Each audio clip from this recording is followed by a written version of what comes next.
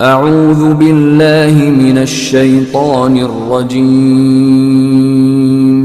بسم اللہ الرحمن الرحیم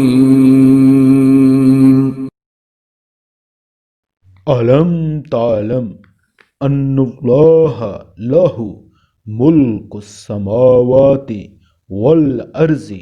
وما لكم من دون الله من ولی ولا نصیر۔ کیا تمہیں یہ معلوم نہیں کہ اللہ وہ ذات ہے کہ آسمانوں اور زمین کی سلطنت تنہا اسی کے ہے، اور اللہ کے سوا نہ کوئی تمہارا رکھوالا ہے اور نہ ہی مددگار۔ ام تردون ان تسألوا رسولکم کما سئل موسیٰ من قبل ومن یتبدل للکفر بالایمان فقد ضل سواء السبیل۔ کیا تم یہ جانتے ہو کہ اپنے رسول سے اسی قسم کے سوال کرو جیسے پہلے موسیٰ سے کیے جا چکے ہیں، اور جو شخص ایمان کے بدلے کفر اختیار کرے وہ یقیناً سیدھے راستے پر سے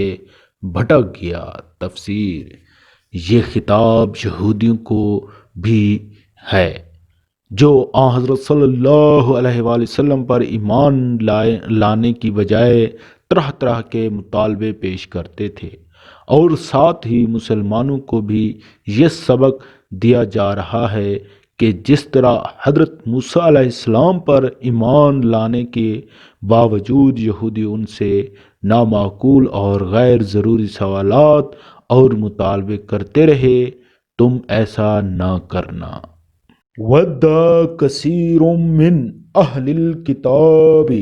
لَوْ يُرُدُّونَكُمْ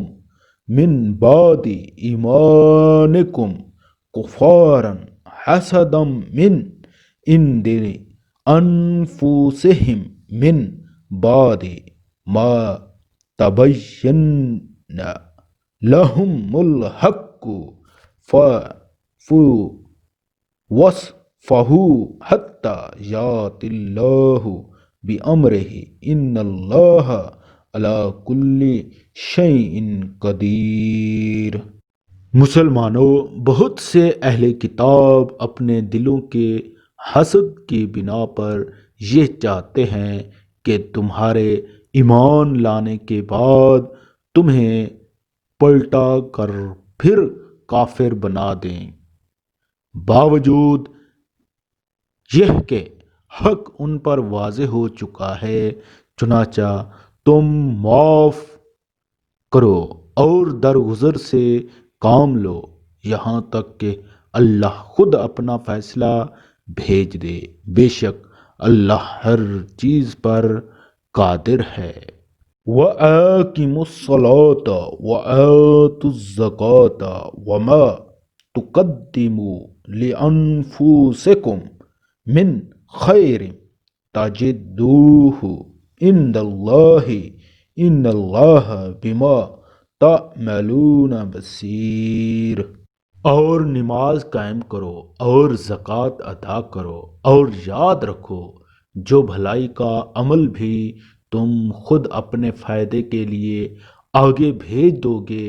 اس کو اللہ کے پاس پاؤ گے، بے شک